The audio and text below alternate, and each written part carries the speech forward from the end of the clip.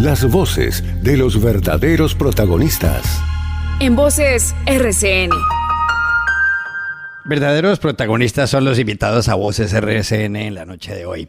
Está en primer lugar con nosotros la exministra del Interior, Nancy Patricia Gutiérrez. Bienvenida a este programa, Nancy Patricia. Juan Carlos, buenas noches. Un saludo aquí para los compañeros de panel y para Alejandro. Juan Baena, presidente del Consejo de Bogotá, bienvenido también. Muchas gracias por la invitación, saludar por supuesto a los oyentes, a los compañeros del panel y a las personas del máster que hacen posible que ustedes desde sus casas o de sus carros nos escuchen. Gracias. Andrés Caro, abogado, profesor de la Universidad de los Andes, bienvenido. Hola Juan Carlos, ¿cómo está? Un saludo para usted, para los compañeros de panel, para Alejandro, para el equipo y para toda la audiencia. Y también tenemos en línea, en este momento por línea telefónica, a David Racero, quien fue presidente de la Cámara de Representantes. Doctor Racero, gracias por estar aquí. Juan Carlos, un gran abrazo, buenas noches a ti Alejandro y a todos los panelistas que nos acompañan. Muy bien. Para hoy estaba previsto que se pronunciara el Consejo Nacional Electoral con respecto a si la campaña del presidente Gustavo Petro del año 2022 superó los topes permitidos en aportes, por supuesto, por la ley. Pero ha decidido el Consejo Nacional Electoral aplazar para las próximas horas seguramente este fallo. El presidente de la República, el doctor Petro, ha señalado que esto que están haciendo en el Consejo Nacional Electoral, además porque ahí hay algunos magistrados como el doctor Álvaro Hernán Prada, que ha sido del Centro Democrático, pues lo que tiene por objeto es tumbarlo, es lo que ha dicho el presidente, derrocarlo, acabar con su gobierno, que es como el primer paso para un golpe de Estado, ha señalado el presidente de la República. Y lo primero que quiero yo poner sobre la mesa para oír la opinión de ustedes es si en eso el presidente Petro tiene razón. ¿Es un primer paso para tumbarlo? ¿Lo que quiere hacer el Consejo Nacional Electoral es tumbarlo? ¿O por el contrario, lo que está haciendo ese organismo es simplemente ceñirse a la ley y llevar adelante una investigación con base en lo que manda el ordenamiento legal colombiano? Nancy Patricia Gutiérrez. Pues a ver, yo creo definitivamente que Gustavo Petro y toda su defensa jurídica ha buscado dilatar la decisión del Consejo Nacional Electoral. Ahora bien, a las autoridades les corresponde la garantía del debido proceso y obviamente que a ellos se acude en aras de poder tener claridad absoluta. Recordemos que hay varias denuncias que se presentaron ante la Comisión de Acusaciones y ante el Consejo Nacional Electoral. Las iniciales ante el Consejo Nacional Electoral tienen que ver con la violación de topes e irregularidades en las campañas del pacto histórico, y las que se presentaron en la Comisión de Acusaciones relacionadas con el presidente de la República y su campaña. Sin embargo, la Comisión de Acusaciones reenvió al Consejo Electoral para que allí se analizara la situación y el Consejo Electoral acumuló todas estas denuncias. Luego la defensa de Gustavo Petro pide que se devuelvan a la Cámara de Representantes. La Comisión de Acusaciones reclama el expediente y ahí se genera esta colisión de competencias que es resuelta por el Consejo de Estado. Dos acciones en el día de hoy. Uno, la magistrada que no estuvo en la decisión anterior y pidió la rotación del expediente, y la circunstancia de que el Consejo de Estado ya resolvió la colisión de competencias diciendo que efectivamente el Consejo Electoral es competente para investigar la campaña. Y ya si hay una decisión de apertura de investigación y se encuentra que se violaron los topes, pues la competencia pasa al Congreso de la República para el procedimiento previsto en la Constitución Política por indignidad política. Ya. ¿Juan Baena está de acuerdo con esa tesis? Sí, y no me voy a repetir en lo que acaban de presentar precisamente por estar de acuerdo con esa tesis, pero además porque es lo que toca hacer. El Consejo Nacional Electoral tiene que investigar. Ahora, yo quiero puntualizar lo siguiente, si me lo permite, Juan Carlos. Lo primero es que el Consejo Nacional Electoral sí debe ser reformado. Lo que pasa es que uno sí tiene que, digamos, adoptar y someterse a las reglas de juego. ¿Qué tal el presidente del Consejo de Bogotá hoy saliera a decir, cierto, que el Consejo Nacional Electoral no tiene por qué investigarle? O cualquier otro político, o cualquier otro mortal. ese es un problema muy grave que está sucediendo con respecto, digamos, a la actitud que toma el presidente Petro cada vez que tiene fallos, o cada vez que tiene investigaciones, o cada vez que pasa algo relacionado a cosas que no le convienen. Y termina haciendo mella, termina haciendo daño a la institucionalidad. Entonces lo que yo quiero aquí opinar y compartir es que primero, yo sí creo que el Consejo Nacional Electoral debería ser reformulado y debería ser independiente. No deberían depender los magistrados de una elección que proviene, como es el caso, de partidos políticos. Ahora bien, esas son las reglas de juego y tiene que someterse el presidente Petro como cualquiera de los mortales, porque más allá de que sí es un presidente, él tiene que recordar que es un mortal, que es un ciudadano colombiano y que en consecuencia tiene que someterse a la división de poderes constitucional de este Estado, ¿cierto? Y en consecuencia hacer caso, acatar las decisiones judiciales. Esas reglas del juego tiene él perfectamente, digamos, el escenario político, el Congreso, para cambiarlas en la manera legítima. Pero salir todo el tiempo a embatir y a poner en duda la institucionalidad de nuestro país solo le hace daño precisamente al Estado. Muy bien. David Racero, ¿cuál es su punto de vista? No, yo planteo dos elementos, Juan Carlos. Y uno, muy cercano a lo que dice Nancy Patricia, que creo que lo describió muy bien. Hay un carácter, digámoslo, procedimental que tiene que circunscribirse a lo que dice la Constitución y la ley. Es un tema de procedimiento y de facultades de los entes de investigación. ¿Qué ente de investigación investiga a quién? Y la Constitución es absolutamente clara. El único espacio donde se puede investigar al presidente es la Comisión de Acusaciones, Cámara de Representantes, y eso tiene todo un debido proceso que pasa de Cámara, Comisión, Plenario, después pasaría a Senado, etcétera. Y ese es un debate que no es de poca monta, es un tema del procedimiento. Nosotros, por supuesto, seguimos la línea del presidente Gustavo Petro, en el Consejo Nacional Electoral no puede excederse por ningún motivo en sus facultades. Que puede investigar la campaña, que puede investigar al gerente de la campaña, pues por supuesto, pero en ningún momento puede apelar a construir algún tipo de caso que atañe al presidente de la República. Y en materia de procedimiento tenemos muchas dudas. Todos sabemos muy bien que todo tipo de reclamos, todos los que hemos participado en política, en elección popular, sabemos muy bien que todo tipo de reclamos respecto a las campañas en las que participamos tenían que haberse trasladado el primer mes de la campaña posterior, después de la elección, al CNE. En este caso estamos viendo que no se cumple ni siquiera ese debido proceso inicial, tan básico, que es haber presentado las querellas en el mes siguiente correspondiente, entre otras. Pero segundo, Juan Carlos, sí se plantea el debate también en términos políticos. Ya no lo procedimental propiamente, lo que dice la ley y la Constitución, sino lo político en general. Y si hay que llamar la atención sobre lo que puede ser, como lo ha dicho el presidente, la construcción de un caso. ¿Por qué este Consejo Nacional Electoral se ufana de hacer este tipo de investigación ante el presidente en las diferentes variables que más o menos conocemos en la opinión pública? Temas de financiación, temas de tiempos, que si los testigos electorales, una vez terminó después la jornada electoral, que es como dice la ley, entran o no en las cuentas, es decir, todo podemos ver caso por caso. Si en verdad todo eso no es simplemente una construcción política para llenar de unos, o la construcción de un caso como tal, para darle un posible argumento a la Comisión de Acusaciones.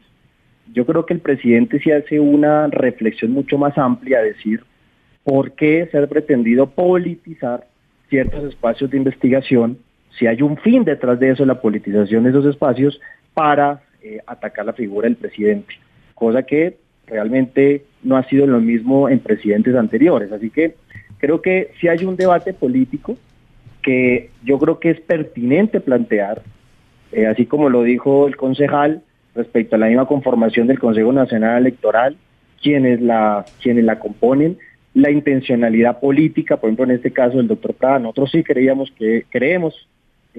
fundamentalmente que él está impedido para atender este caso cuando él sistemáticamente manifestó su rechazo político de lo contra el presidente. Yo fui uno de los que coloqué la apelación y la recusación, porque de entrada, y termino, Juan Carlos, lo que vemos no es una investigación en derecho, sino el Consejo Nacional Electoral se presta para politizar justamente un escenario que desborda los límites del derecho y las facultades que tiene esa instancia. Así que por eso es legítimo plantear el debate político y llamar las cosas por su nombre.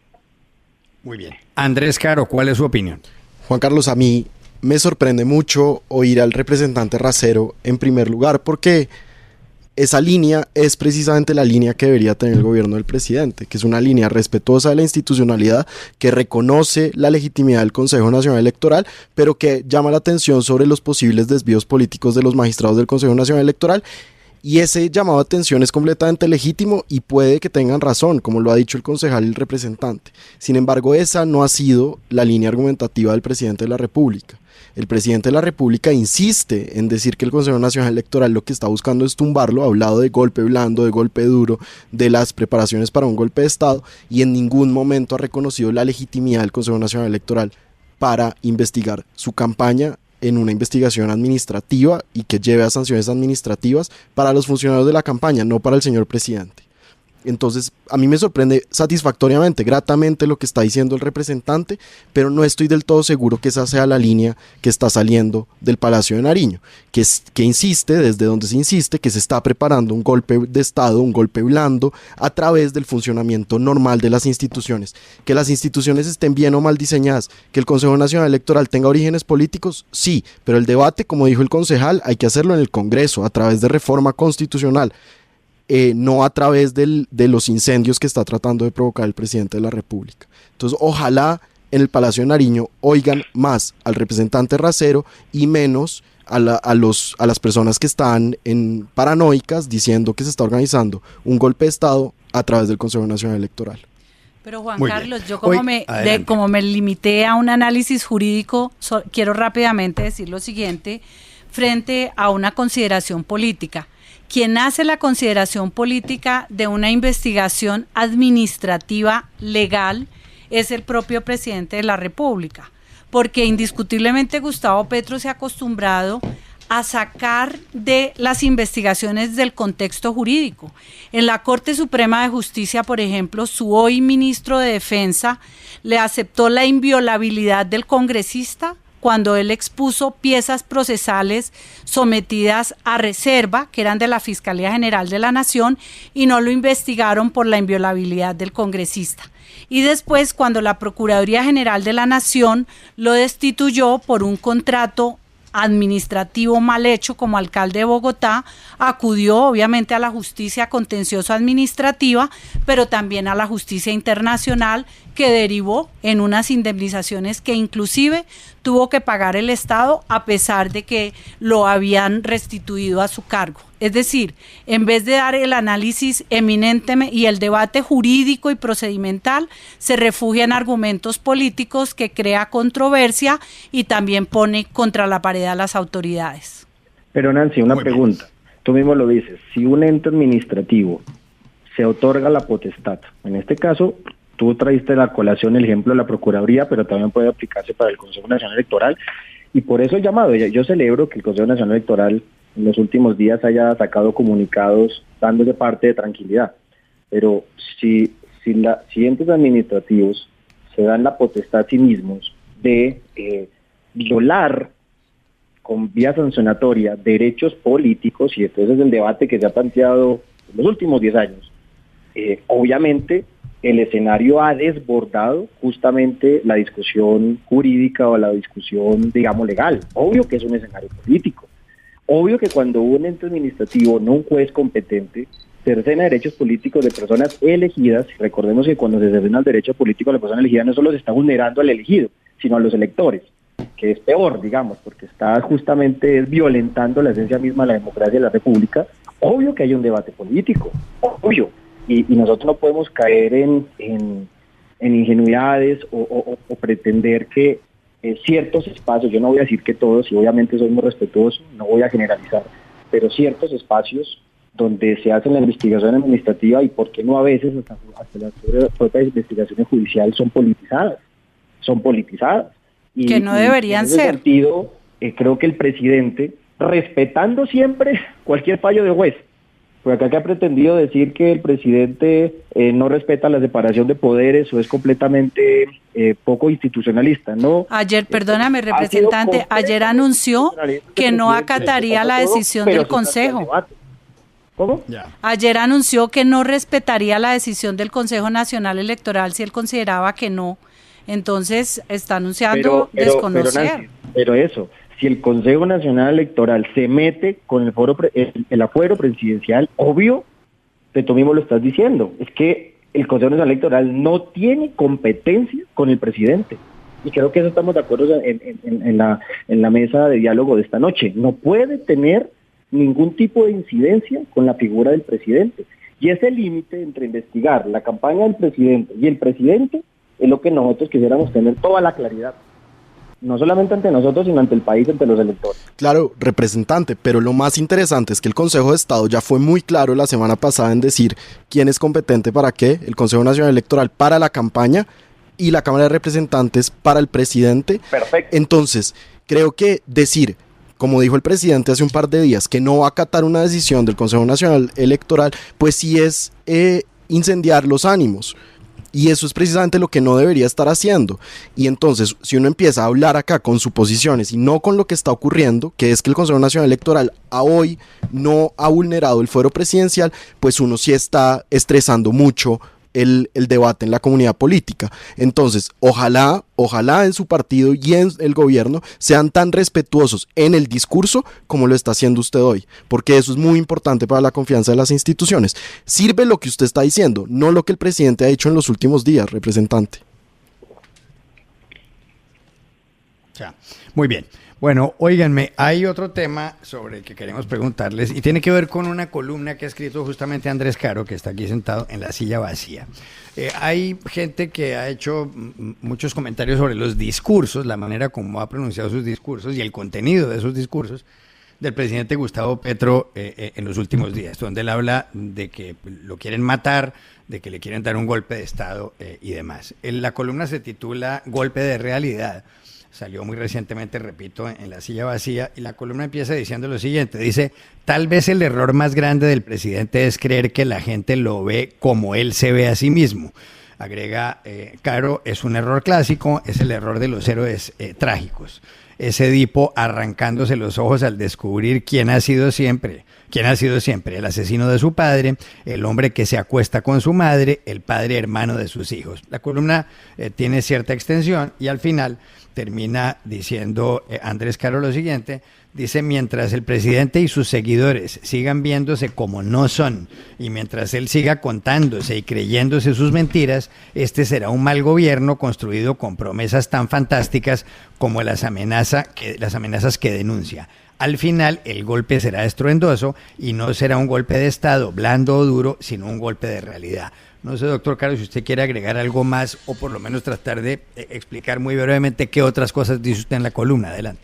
No, pues Juan Carlos, mi punto es muy sencillo. Mi punto es que el presidente, adicto como es a las ideologías y a los discursos, ha construido una realidad paralela en sus discursos. Una realidad en la que él es un perseguido, pero al mismo tiempo es el gran héroe que partió la historia de Colombia en dos, que este país lo han gobernado durante 200 años, unas élites y unas instituciones corruptas, elitistas, y que él en 2022 cambió la historia con su elección. También ha contado la historia de la Constitución del 91 y la apertura económica como una historia contraria a la evidencia, y ha empezado a contar la historia de su propio gobierno y la historia de su propio liderazgo como no es. Entonces está diciendo que están haciendo grandes transformaciones, que este es un gobierno, digamos, de renovación moral, cuando lo que estamos viendo pues es que las transformaciones no están ocurriendo, que las pocas transformaciones que ha habido no se están haciendo siguiendo los trámites que deben seguir, como la reforma a la salud, que ha sido impuesta a la fuerza. Y mi punto es, el presidente, y es un llamado, una invitación al presidente para que se salga un poco de esta cámara en la que está, en la que sus asesores parecen confirmar todos sus sesgos, salga a la realidad, vea lo que está ocurriendo en el país, vea el desastre natural, vea lo que está ocurriendo con la reforma a la salud impuesta a la fuerza, con el FOMAC, con el sistema de salud de los profesores, entre otras cosas, y empiece a gobernar con lo que hay, con las instituciones que hay, con los problemas que hay y con las herramientas constitucionales que tiene, en vez de seguir asusando el debate público con unos discursos que para mí son incendiarios, como el discurso del golpe blando o del golpe duro o de la victimización, y empiece a gobernar el país que le tocó gobernar, que es este país, con estas instituciones y con esas funciones que la Constitución le da, no con otras. El presidente es el presidente de Colombia, no de otro país, y este país tiene muchas limitaciones, pero hay muchas posibilidades que se pueden ejercer desde el poder presidencial bien usado. Entonces, para que la realidad no le termine dando un golpe, que es, y quiero ser muy claro con esto, no un golpe de Estado, sino un golpe en las encuestas, como ya estamos viendo, un golpe electoral en poco menos de 2 años, pues es necesario que el presidente empiece a solucionar los problemas reales de la gente, y la gente no está viendo que se los están solucionando. Una muestra de ello son los resultados en las encuestas. David Racero, ¿acierta en ese análisis Andrés Caro que está aquí o Andrés Caro está equivocado? No, es que he dicho muchas cosas que me parecen refutables, pero a ver, para no extenderme, 2 cosas. Lo primero es, a ver, yo escucho a personas como Andrés, el cual reconozco todas sus capacidades intelectuales, pero lastimosamente en este punto sí tengo que decir su poca sensibilidad, su insensibilidad ante algo que planteaba el presidente. El presidente en los últimos días ha manifestado, lo ha dicho públicamente ante todo el país, que conoce unos planes de un intento de asesinato que fue informado por la Embajada de Estados Unidos, que fue informado por agentes de la DEA, que ellos no han salido a desmentirlo, o si ustedes me podrán decir si el embajador o la DEA o alguien ha dicho algo que el presidente, o sea, refutando eso que mencionó el presidente. El presidente de la República sale a denunciar algo como Pegasus y a denunciar algo de que su propia vida puede estar en riesgo, de que hay mucha plata puesta sobre la mesa. Si el embajador de Estados Unidos o el de la DEA advierten al presidente, no es porque sea una amenacita cualquiera, no es que escucharon por ahí a alguien en la calle decir algo, ¿no? Creo que son cosas que hay que tomar muy en serio.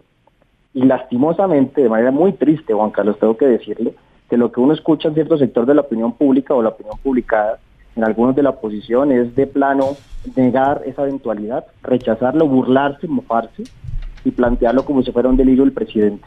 Creo que eso es poco serio, no solo insensible, sino poco serio. Juan Carlos, ¿me deja responder, por favor? El presidente de la República puede tener, por supuesto, muchas cosas por las cuales se puede discutir, y este gobierno seguramente muchas cosas que le ha faltado, que ha hecho mal, que hay que mejorar. Pero ahora pretender decir que el presidente se está inventando eso, creo que es un despropósito. Y segundo, es más, me atrevería a decir más bien, que todo colombiano debería solidarizarse, independientemente de la tendencia política ideológica, independientemente de quién sea el presidente, uno cualquiera debería salir a decir, hey, pilas con eso que puede estar pasando y darle su justo propósito. Pero segundo, ese tema de que hay que pararle el tema, atención a las encuestas y que el presidente está encerrado y que el presidente no está escuchando el país, ¿de qué país está hablando? Le preguntaría yo a Andrés. Yo no sé si Andrés tiene la oportunidad, y los que lo critican, de viajar a los territorios de esa Colombia profunda, esa tercera Colombia, es decir, de tercera calidad lastimosamente, donde lo reciben con los brazos abiertos, donde lo aplauden, donde está llegando la inversión pública. Yo podría entender que en ciertos sectores de las ciudades principales, ciertos sectores sociales y económicos creerán que de pronto la acción de este gobierno no les está llegando. Pero los más vulnerables, los más excluidos, aquellos por los cuales este gobierno se eligió y cuál hizo su plan de gobierno, su plan de desarrollo y su apuesta política, creo que tienen otra visión. Andrés dice que la reforma a la salud es una reforma pésima, negativa, mala, que se ha pasado de manera abrupta. Pues vamos a ver lo que está haciendo este gobierno en materia de salud. En las regiones apartadas donde no tenía ni siquiera un puesto de salud, no le está cambiando la vida. Claro que yo no le oí a Andrés decir nada del atentado o del posible atentado. Creo que es diferente de qué posición estamos hablando, desde qué lugar de negociación se está hablando, para mirar si el presidente está encerrado o no, como dice Andrés. Bueno, yo Andrés, le iba a pedir un favor. Voy a dejar que opinen primero Nancy Patricia Gutiérrez y Juan Bani. Le doy la palabra nuevamente porque usted ha escrito la columna. Nancy Patricia. Como la pregunta de Juan Carlos hablaba pues específicamente de la columna de Andrés, yo no le oí hablar nada de de las amenazas o de la información de un posible atentado que valga la pena, estoy de acuerdo con el representante Racero, debe solicitársele a todas las agencias de seguridad del Estado que cuidan al presidente. Lo peor que podría pasar a Colombia es un atentado contra el presidente o contra cualquier otro líder político o social de Colombia. De hecho, bueno, los líderes sociales ya van más de 180 que fueron homicidios que se dieron el año pasado, en el año 23 se ha crecido. Luego rechazamos toda forma de violencia. Pero frente al escrito de Andrés, que fue magnífico, fue magistral ese escrito, Andrés, porque yo creo que hace una descripción de lo que está pasando con el presidente. Yo creo que ha sido incoherente, incendiario, y su discurso no corresponde a su accionar o a su no accionar, porque efectivamente busca siempre estar dividiendo al país, generando una conflictualización de cara a mantener el poder en manos de los sectores del pacto histórico, y eso pues ha traído la parálisis de la inversión. Hoy veía yo un informe según el cual del concejal Briceño, que según el cual más de 180 billones de pesos están sin ejecutar, y a pesar de eso se ha presentado una reforma tributaria. ¿Para qué más recursos si no se ejecutan? Y de otro lado, esa Colombia profunda de la que hablaba ahora el representante Racero, yo creo que hace parte de esa cantidad de ciudadanos que votaron por Gustavo Petro esperanzados en que realmente iba a haber un cambio, y no se ha dado esos procesos de equidad y de inclusión de los sectores más apartados, entre otras afectados por la violencia. Dos anécdotas. Cuando los indígenas le pidieron en el Valle, en Cali, al presidente que los protegiera de la violencia de los grupos armados ilegales, él no respondió. Respondió con un discurso que hablaba de la conquista española y de la época de la esclavitud. Después estuvo en un tema de entrega de tierras en Córdoba y habló de la historia de cómo llegaron los italianos a Colombia a reclamar tierras aquí porque en Italia no les dieron. Entonces el presidente sí echa unos cuentos, pero a la hora de ejecutar los recursos y de sacar al país de las situaciones difíciles en las que está, no corresponde. Juan Baena, adelante. No, pues aquí hay que decir varias cosas. A ver, lo primero es que es claramente un juego político, una estrategia política, y hay que tenerla clara. Lo segundo es que no es la primera vez que la utiliza el presidente Petro. Cuando fue alcalde, además de Bogotá, volvió a victimizarse. Es decir, la falta de liderazgo del presidente Petro solo se refleja en el discurso político a partir de generarse, de creerse, de imaginarse como víctima. ¿Y quiénes le creen eso? Pues cada vez menos colombianos, pero además esa porción política que además, como nos quieren dividir, ¿cierto? Constantemente, ¿no? Nos señalan, no nos dicen que es que porque estamos en Bogotá no visitamos dizque la Colombia profunda. En Bogotá hay Bogotá profunda. En todo el país hay realidades profundas, estructurales que hay que trabajar y que le han quedado imposibles, grandísimas, y que ha defraudado este presidente. Entonces, que vengan a contarle aquí a los oyentes que es como si fuera, ¿no?, la posición desde un privilegio de algunos opinadores o de algunos analistas, sencillamente para hacer, ¿qué?, un argumento contra la persona, ad hominem, ¿cierto?, para descalificar alguna opinión. Pero los transportadores que hicieron el paro eran parte de la Colombia profunda. Quienes hoy lloran en la Colombia profunda muertes de precisamente defensores ambientales, de líderes, por ejemplo, negros, afros, de indígenas, pertenecen, viven la Colombia profunda y hoy están viviendo nuevamente una, digamos, crecimiento exponencial, por ejemplo, de delitos como el secuestro, de delitos como la extorsión, de delincuencia, además, que se está regando por todo el territorio nacional. Entonces, que vengan a decir que esa es una realidad de un curubito y de una cuna, realmente no es cierto. Y sencillamente, como lo acabo de contar, es el síntoma de un presidente que ha sido capaz de llevar a cabo todas las reformas y todos los cambios, el gobierno del cambio, el gobierno de un cambio que ya no fue, ¿cierto?, que nos prometió en campaña. Ojo, yo sé que es importante, Juan Carlos, hablar de estos temas. Me parece importante que los hablemos, pero saber que es una estrategia política. Porque en su momento el presidente Petro también nos prometió trenes. Nos ha prometido llevar cierto tejido colombiano y humano al espacio, ¿no?, del mundo. Entonces, ¿qué es esto? Esto es sencillamente una estrategia que busca cambiar, digamos, llevar de foco, sacar de foco la discusión política para que no hablemos de los verdaderos problemas de este país. Muy bien, ya volvemos con Andrés Caro. Tengo que ir a una pausa, 8 de la noche, 2 minutos. Continuamos En Voces RCN.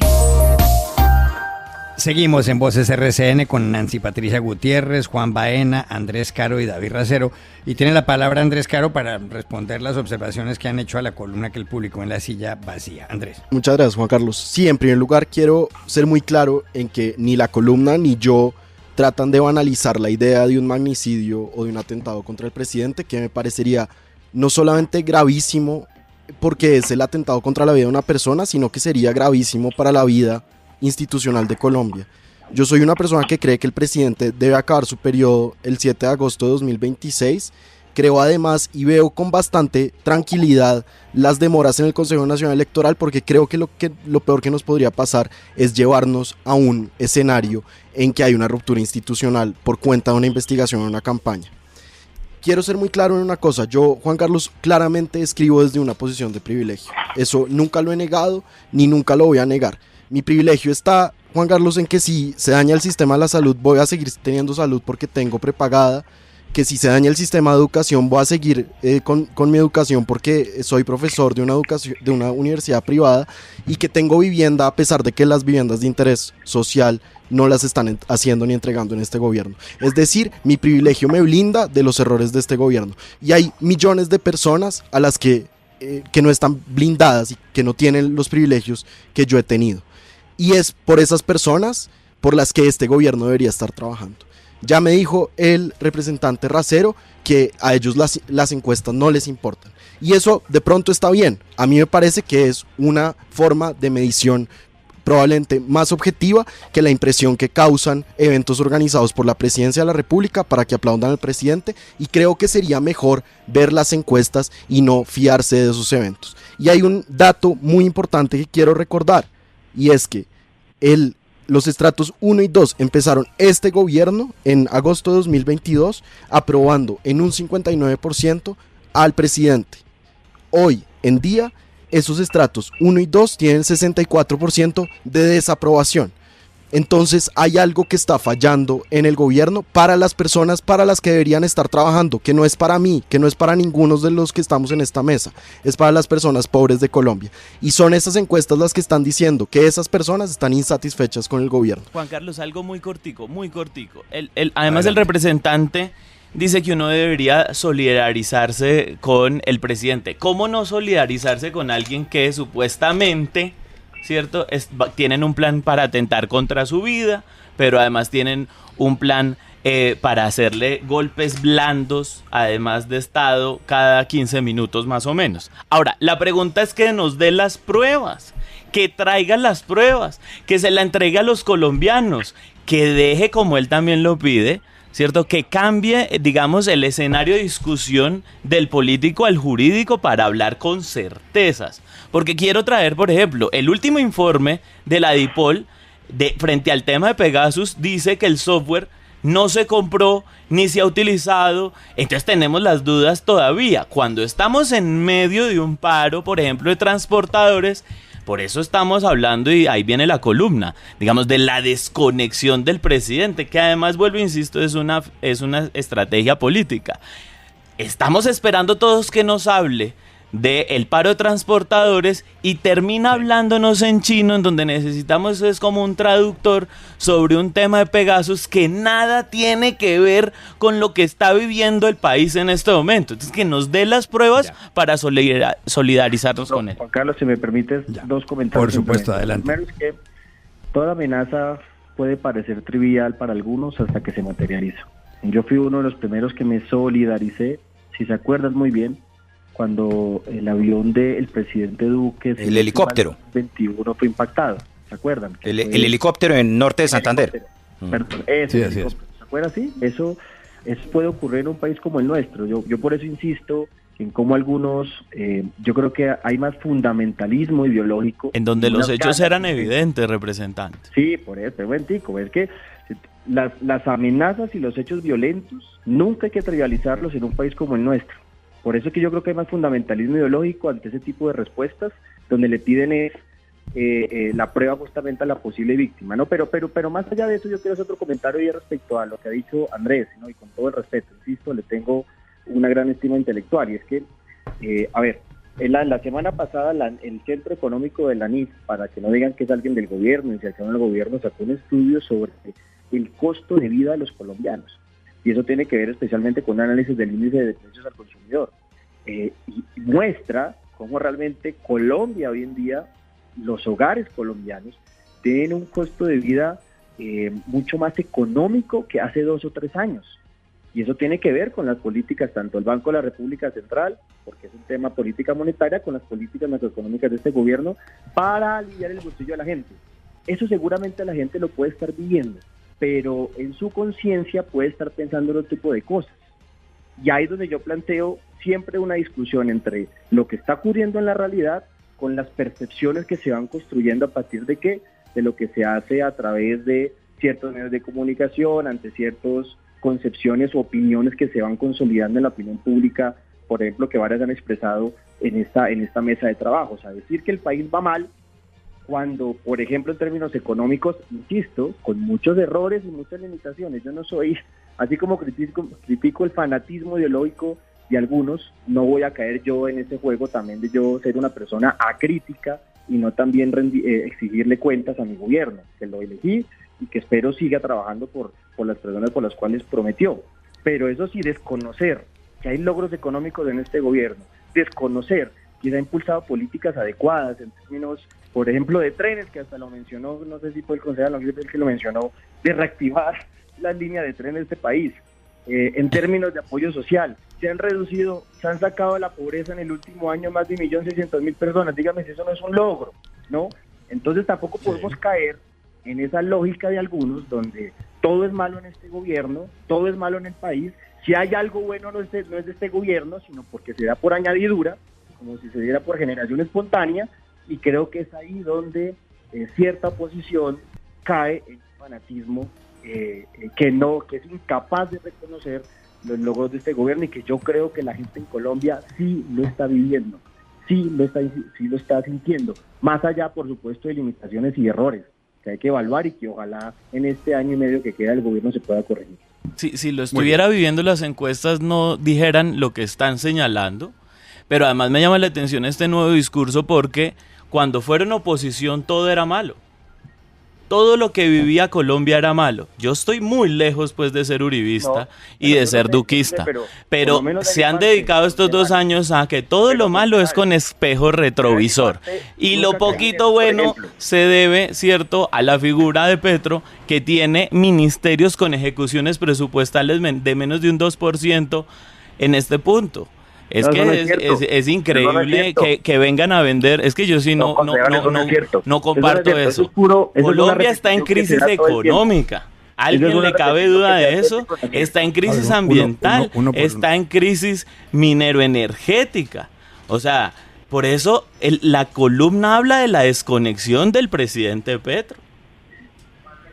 Y yo veo con preocupación algo de lo que no se ha hablado, y es el tema de la delincuencia, el aumento de la delincuencia, la extorsión y realmente el avance de los grupos armados ilegales por todo el territorio. En estos últimos días hemos visto los mapas que realmente hacen doler el alma, de ver que más del 50% en términos generales se han fortalecido todas las organizaciones criminales, de todas las categorías, y eso es un peligro muy grande para la democracia. Y para cerrar con el tema de la financiación de las campañas, es que es incoherencia de Gustavo Petro, que toda la vida criticó los recursos ilegales del narcotráfico en el poder político, y fuera de eso, la violación de los topes de la campaña atentan directamente contra la democracia.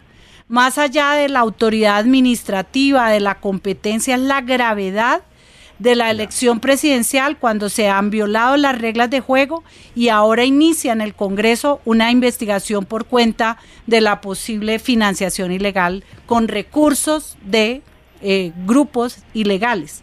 Entonces son temas muy complejos. Óiganme, hay otro asunto.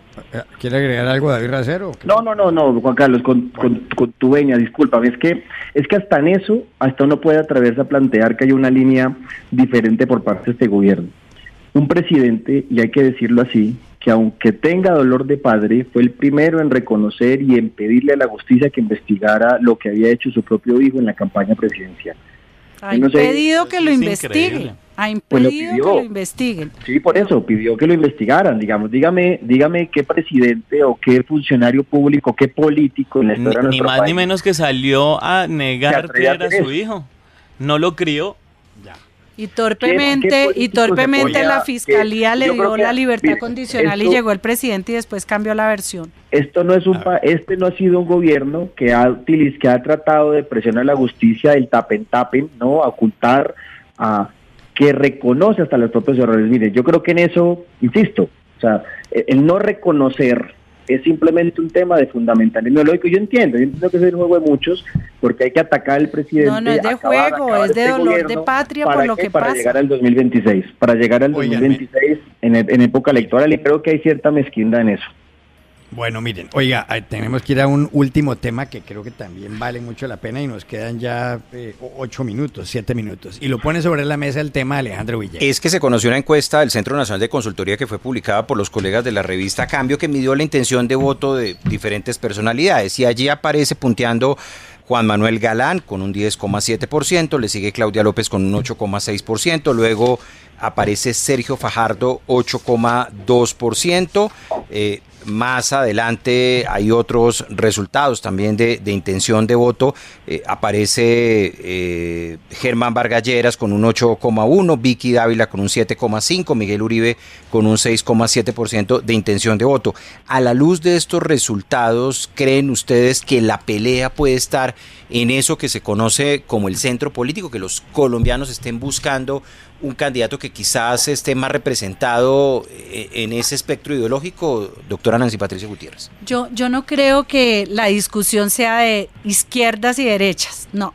Yo lo que creo es que los colombianos definitivamente están aburridos con los temas de corrupción, con los temas de falta de confianza de unos con otros, de confianza a las instituciones, de una polarización que no deja avanzar y que sale del propio presidente de la República, que mantiene un discurso en donde quiere dar esa sensación de división permanente. Yo creo que lo que los colombianos y colombianas queremos definitivamente es un presidente o presidenta, porque yo creo que una mujer puede ser presidenta y no propiamente una petrista o que haya apoyado a Petro, pero sí que genere confianza, que tenga experiencia, que valore el conocimiento, la parte técnica de millones de personas y de funcionarios que han servido al Estado, el respeto hacia los demás, la inclusión, el tema de respetar las instituciones. Y yo creo que en últimas lo que se busca es cambiar la forma de gobernar a Colombia. Ya no más esa polarización, sino más bien una figura presidencial que se dedique a acuerdos ciudadanos, no acuerdos con los ilegales, sino acuerdos entre empresarios, microempresarios, los dueños de pequeños negocios, con las organizaciones sociales también, pero que nos podamos tener un lenguaje de encuentro para encontrar las soluciones de Colombia. Y déjeme decir una preocupación muy grande. Pareces candidata. Que tiene que ver, en estos temas, por ejemplo, eso que tal vez lo decía ahora el concejal, y es lo que pasa, el presidente en medio del paro de transporte sale con una cosa de Pegasus a distraer a la opinión. Yo creo que cumplió su propósito, que era que suspendieran a Colombia de la plataforma mundial de inteligencia financiera, y ahora tristemente Colombia va a ser un país de lavadores de activos, y seguramente con el propósito de cumplirle a los ilegales y de reactivar de esa manera la economía. Así es de que yo creo que este país de extremos no es, sino más bien es buscando un diálogo permanente y unos acuerdos ciudadanos. ¿Cree usted, doctor Baena, que por ahí puede estar en algunos de estos candidatos la voluntad de los colombianos para el 26? Pues yo creo que quienes tienen más, digamos, capacidad precisamente de congregar, de llamar, de tender puentes, de hacer alianzas para gobernar este país son los candidatos de centro. Ahora, yo soy una persona de centro, pertenezco al nuevo liberalismo, estoy contento porque ahí esté Juan Manuel Galán, pero yo quiero ser crítico de esas encuestas en el siguiente sentido. En primer lugar, los estudios demuestran, Alejandro y Juan Carlos oyentes, que los votantes deciden o comienzan a evaluar una opción válida a la presidencia solo hasta 3 meses después, o 3 meses, perdón, antes de las elecciones. Es decir, ¿qué estamos viendo hoy? Yo creo que lo que estamos viendo son ejercicios de posicionamiento, de recordación, ¿sí?, de esos candidatos. ¿Que eso es bueno para esos candidatos, esos virtuales candidatos? Pues claro, están liderando lo que sería, digamos, insisto, un reconocimiento de ese momento. Pero falta muchísimo tiempo para que un elector seriamente se ponga a analizar si estas son propuestas, digamos, viables para definir o para librar los designios de un país, para comandar un país en la presidencia. Y quiero además hacer una advertencia. Yo creo que el centro político de este país tiene una buena oportunidad. Si no pasa, digamos, si no vuelve a pasar la pena que hicimos con la Alianza de la Esperanza. Centro Esperanza. Con la Centro Esperanza. Ahí la Centro Esperanza, para poder tener y ser considerada una opción válida y además viable para presidir este país, tiene que hacer las cosas muy bien, no como lo hizo la vez pasada. ¿Usted cree que, doctor Caro, la formación política de centro, alguno de esos representantes puede pelear seriamente la presidencia para el 26? Yo creo que sí podría, pero acá el problema es que se la va a pelear a otras personas de centro. O sea, si a un colombiano promedio, a una colombiana promedio le dicen, ¿usted qué quisiera? ¿Una persona de izquierda, una persona de centro, una persona de derecha? La gran mayoría diría de centro. El problema es ese, el problema es que hay 15 candidatos más, hay 15 candidatos de centro por cada candidato de izquierda y por cada candidato de derecha. Y a mí sí me gustaría, y ojalá este país fuera, la izquierda de este país estuviera representada mayoritariamente por personas con el talante del representante Racero y el centro del país estuviera representado por personas que piensan como el concejal Baena, porque eso nos salvaría de muchas discusiones. El centro, la única forma que tiene para ganar es si sus grandes electores y sus grandes caciques dejan Twitter por un rato y se sientan en la misma mesa y hacen una mecánica para decir quién va a ser el candidato o la candidata. Lo peor que nos puede pasar es que entre 3 meses antes de las elecciones, el doctor Vargas Lleras, Claudia López, el doctor Galán, quien sea, cada uno tenga el 8%, porque se van a sentir que pueden salirse del lote y pueden ganar. Y así eso no nos va a llevar a ningún lado. La segunda vuelta va a terminar siendo una persona del pacto histórico y una persona del uribismo, y vamos a volver al mismo tipo de debates, a la misma polarización, si ustedes quieren. Entonces yo siento, el centro puede ganar porque los votos están. El problema es que si usted tiene muchos candidatos, pues los votos se pierden y termina ganando la derecha o termina ganando la izquierda. En este punto creo que ganaría la derecha e incluso la extrema derecha, que ojalá eso no pase. Entonces, pero es que lo que pasa es que llaman polarización a la firmeza. Una cosa es tener firmeza en las convicciones y en los planteamientos, y otra muy distinta irse a un extremo ideológico como lo ha hecho Gustavo Petro tratando de dividir al país. Doctor Racero, ¿usted sí, cómo está leyendo estos resultados? Sí, no, pues obviamente muy prematuro, y en eso estoy de acuerdo con el concejal, pero a ver, el 2022 la gente salió a votar por una idea de cambio. De por sí, eso fueron los 2 candidatos que pasaron a segunda vuelta, con sus diferentes matices, sus personalidades y características. Fue una votación de castigo a la política tradicional, con una efervescencia social. Y lo traigo a colación porque, a ver, las coyunturas electorales son consecuencia de fenómenos sociales que se han gestado con anterioridad. Evidentemente el liderazgo del candidato presidencial marca, ¿sí?, de quien sea, candidato o candidato. Y eso obviamente modula y le da un cáliz a la campaña. Pero yo me atrevería a pensar que el 2026 la idea de cambio aún se va a intensificar. Y va a ser muy interesante esa discusión, porque algunos van a plantear cambios solamente respecto a este gobierno para volver al pasado. Sí. Algunos van a plantear es como, esto no sirvió, volvamos otra vez a lo que era antes, con algunos matices, algunos discursos aparentemente novedosos. Hay otros que van a plantear más bien una idea de cambio más moderada, que no va a ser tan de pronto como ha planteado el presidente Petro, que el mismo sábado estaba llamando a la revolución. Y tal vez otros van a apelar a nada, ¿sí? Que para mí ese es el gran error de lo que llamamos centro, porque es que la gente al final no vota porque si eres centro, derecha o izquierda, la gente eso le tiene sin cuidado. Son muy pocos los que toman decisiones con un carácter ideológico, sabiendo que este es derecha, este es de izquierda, este es de centro. No, a la gente le preocupa es otra cosa, le preocupa más bien realmente cuál es la propuesta. Y lo que pasa con el centro en nuestro país es que realmente es una posición política sin contenido. Y lo digo de verdad, de manera directa, con aprecio, pero directa. No tiene contenido, se desdibuja. Y a mí me late, lo digo aquí Alejandro ya en una lógica analista, no más que como obviamente actor político que estoy metido en esto, es que el 2026 va a haber una discusión muy fuerte en cuanto al petrismo contra el petrismo, ¿sí? Y eso va a marcar una tendencia. Cómo se desarrolla ese petrismo y no petrismo es lo que va a marcar la posibilidad de agenda de debate. Y en eso yo a veces veo al centro siempre muy perdido. O sea, el centro siempre empieza así, como algunas figuras, pero el error más grande que tiene eso que llamamos centro, líderes de centro, es que no tienen una visión de país clara.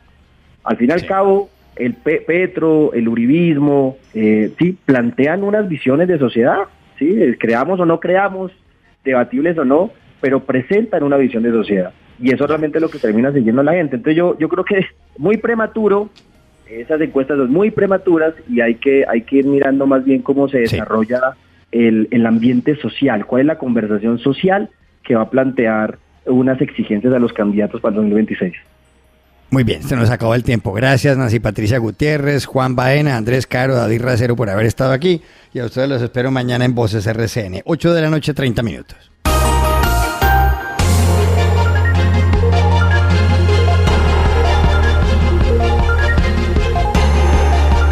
Voces RCN.